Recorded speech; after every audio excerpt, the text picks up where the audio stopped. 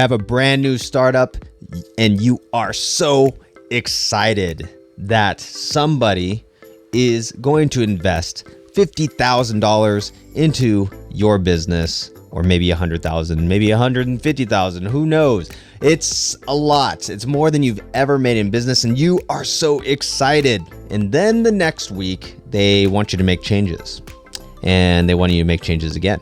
And the next week, they want you to make changes again, and again, and again, and again. And you can't say no because they want their return on investment. What is up? It's Dean Soto. And today, let's talk about why it is a bad idea to get investors for your business. So I was at a Cup of Joy over in Central California, and every week I shoot content with my content crew. And one of the guys, the main guy, he asked me about bringing on investors and how, he was really excited to ask, hey, why don't you talk about how to get investors for your business? The first thing I said to him, I went and I looked right into his eyes and I said, why would you want to get investors for your business? And he was like floored. He was like, oh, well, I meant, I don't know what you mean. And I was very serious with him about why you don't want to get investors for your business. Now, granted, I'm sure there are some business models out there where maybe you need an airplane hangar and they're $10 million and there's literally no way that you can get an airplane hangar on an Air Force base unless you pay $10 million. And then you have this amazing business model that is going to build a business that is going to make a lot of money. Maybe that's you. Maybe that is you just have one of those models that is where you do need some kind of investment.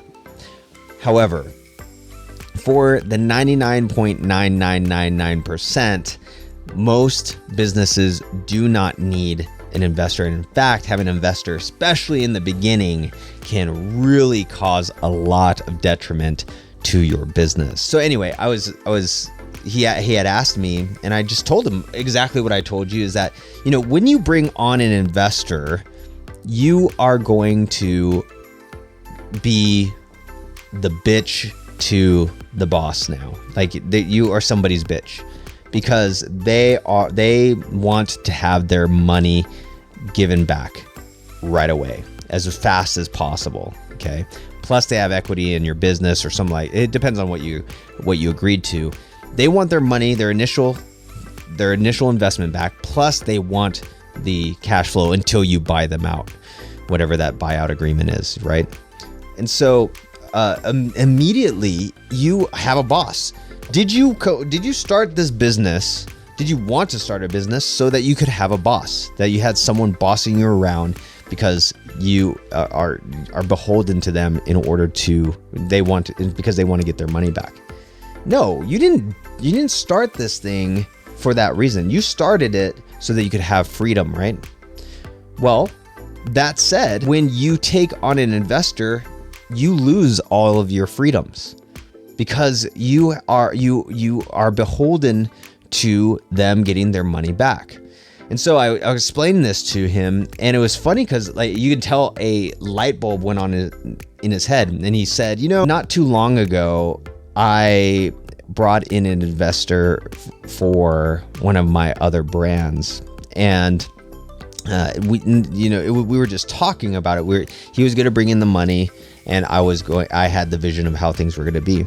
And so as we were talking and deciding how we want the investment to go and everything like that, the investor, this is what he's telling me, the investor wanted to change logos and change design and change this and started trying to make these changes to the vision that I had, the vision that my content crew, the main guy of Rayo Media, what he had envisioned for this brand. And so already before the documents were even signed, before the money was made, you already had an investor that was trying to change things. And this is what happens. We see these .com and these Web 2.0 companies, these software as a service companies, we see them going and getting investment, and we look at them and we're like, wow, I really want to be like those, because they get this money from the investors, they build the thing, and then they get to live the laptop lifestyle. And we see Instagram and TikTok, we see the social media companies that are where it seems like their CEOs do nothing, right? And we love that. It's very sexy.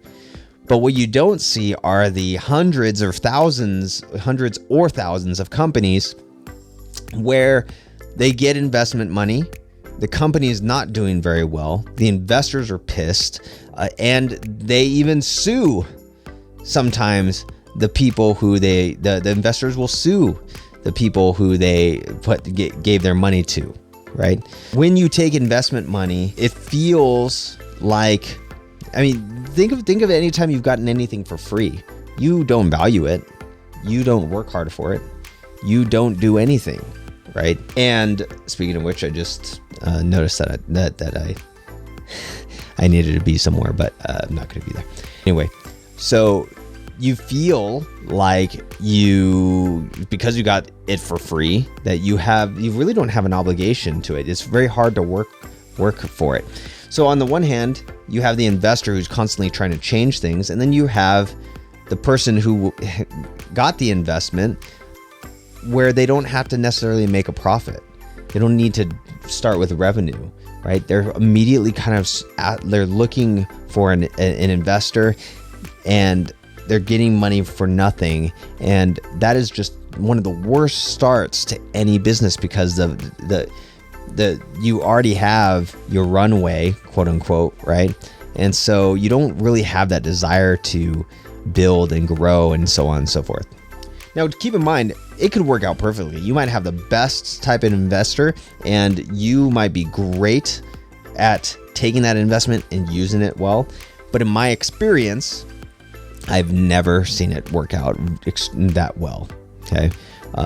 And it's not nearly as glamorous as what people say it is. Now, when you control your own things, it's hard in the very beginning. It's hard to make revenue. It's hard to make profit. But when you do, and when you start scaling, and when you start setting up systems, you start reaping the benefits of all of it.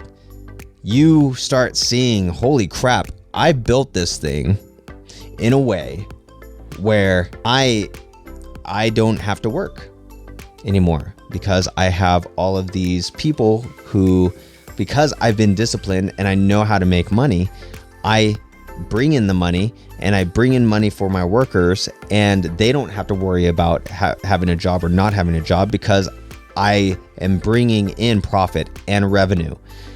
And my reward is to have more time, right? It sucked in the beginning, but now it's working out really well.